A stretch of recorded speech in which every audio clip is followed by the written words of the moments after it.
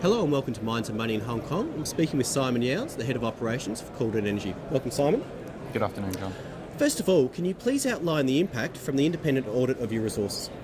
Well, as we recently announced, John, the audit of the drill results, effectively the core drilling recalibrated the recent gamma all of the gamma resource, and the resource is based on the gamma drilling, and this has enabled us to take a view based on the independent's advice that we're going to be increasing resource between 122 and 147%, and then add on the drilling we did last year. This process will probably take us until in the middle of May, towards the end of May, to complete, and then we will see, we expect to see a significant increase for very little cost of our resource. Recent test work has averaged 96% uranium extraction. What does this mean for the project?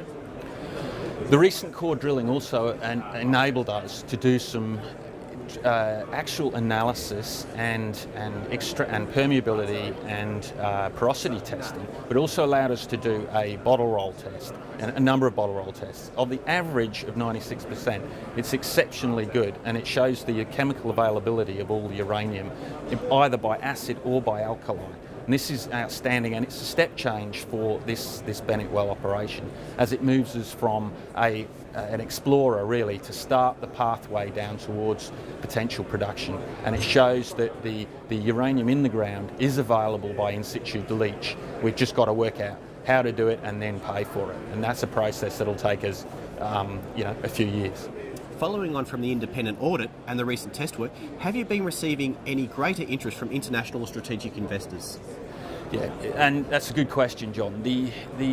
As a junior, we've always been the institutional investors are starting to look at the size and then the potential to move into project development. There's a lot of uranium in the ground, but where you've got a resource that's starting to show promise to move into that space, then all of the institutional investors start to get interested, and we start to get interest from other parties as well, who really are looking for the offtake, and they want to be in there. They can see that the market is appearing to start to change. The supply-demand dynamic is that there will be a demand supply shortage, and we want to be in that space. And being a low-cost producer, that enables us to be able to produce even in the low, or more importantly, get a project approved at the low commodity price. And that's the fantastic thing about in situ leach. Finally, Simon, could you please outline for investors what the key catalysts are in 2014 for Cauldron Energy? Of course, as I previously announced, we're redoing the resource. We have to do that anyway from a JORC 12 perspective, but we've got this exciting potential increase for very little cost. Then we will start a drilling program, and we're in the process of raising the money for that, as people would be aware. And that drilling program will define the resource, and expect we will get a further growth, as we've already managed to do.